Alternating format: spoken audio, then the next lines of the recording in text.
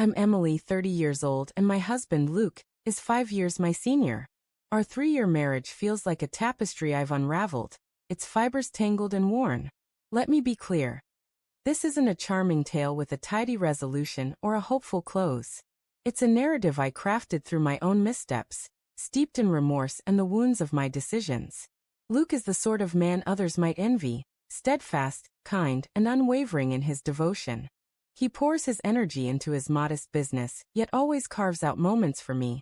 Recalling my preferred coffee without prompting, handling tasks I overlook, and offering a gentle, constant love. In the beginning, I treasured his quiet sincerity, the way he made me feel anchored and cherished. But as time passed, my perspective shifted, dimmed by comparisons that crept into my soul like unwelcome ghosts. It started quietly. At social gatherings, friends shared stories of their spouses. Men who seemed more daring, more magnetic, more alive. Over casual brunches, their tales wove vivid pictures of partners who scaled mountains or exuded effortless charisma. Social media amplified my unease, bombarding me with flawless snapshots of idyllic couples living dreamlike lives. Doubt took root, subtle at first, but nourished by every anecdote, every polished post. I berated myself for my ingratitude, reminding myself that love isn't built on fleeting excitement. Yet a restless unease persisted, a brewing tempest within me. I began questioning whether I was truly worthy of Luke's endless care, whether I merited the solid ground he so freely gave. Then came the night that shattered everything. It was a vibrant evening with friends, filled with laughter and far too many drinks. I lost count of the glasses, each one blurring my judgment further. What began as a single sip spiraled into a haze of drunkenness, self-doubt, and an unnameable resentment. When I stumbled home, barely able to stand, Luke was there, as always, ensuring my safety. But instead of gratitude, a bitter wave surged within me. In a reckless, unguarded moment, I met his gaze and let vicious words escape. "I don't even find you desirable anymore." Those words, sharp and unfiltered, struck like a dagger. His face collapsed, a wound I could never erase. The next morning, I woke with a pounding headache and a growing dread.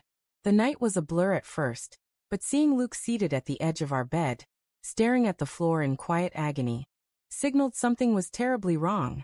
"Is that truly how you see me?" he asked, his voice soft but weighted, echoing my cruel words. Horror washed over me as the memory flooded back. I scrambled to undo the damage, blaming the liquor, stammering, "Luke, I was out of my head. I didn't mean it." But he didn't shout or argue. He simply nodded, rose, and left the room. That silent exit cut deeper than any heated words could. In the days that followed, a chasm grew between us. Luke didn't lash out or seek retribution. He simply withdrew. The small gestures that once wove our connection, the midday texts, the shared looks, the unspoken care, faded into absence. His silence stung more than any anger, a constant reminder of the rift I'd created. I tried to repair it, preparing his favorite dishes despite my clumsy cooking, slipping heartfelt notes into his briefcase, recalling the days when our love felt unbreakable. One evening I reached for him, hoping physical closeness could mend what words had broken. But each effort met a weary, pained expression and a gentle, "Not tonight, Emily. Maybe another time." Rather than facing the wreckage I'd caused, I ran from it. One Friday, overwhelmed by guilt and the oppressive quiet of our home, I went out again, telling myself it was just to clear my mind. Deep down, I was fleeing the truth. That's when I met him. A man whose bold confidence and charm stood in stark contrast to Luke's steady warmth. He slid onto the barstool beside me, flashing a smile and saying, "Rough day, huh?" I should have left, but I stayed. I let his attention wrap around me, let it make me feel wanted, if only for a moment. In a fleeting, reckless lapse, I let him kiss me. The instant our lips touched, nausea surged through me, a sickening awareness of my betrayal. When I turned and saw Luke in his car, watching from the street, my heart froze. He didn't confront me or shout. He simply raised his window and drove away. The next morning, I clung to a fragile hope that we could salvage something. But when I found Luke in the kitchen, his voice was steady, his resolve unshakable. "Last night, you showed me you don't value me or our marriage," he said. I begged, tears streaming, insisting it was a mistake, a meaningless moment. But he shook his head, his eyes filled with quiet grief. I need time to sort things out, he said.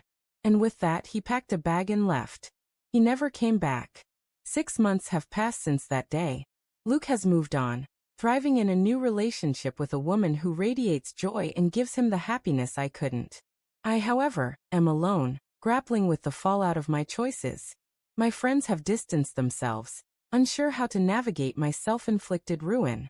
Even my mother, upon learning the truth, could only sigh and say, "Emily, you had a man most would long for, and you let him go." She was right. There's no redemption here, no clean resolution. I carry my regret, a weight that grows heavier each day. If my story offers any wisdom, it's this. Cherish what you hold. Because once it's gone, no amount of yearning can reclaim it.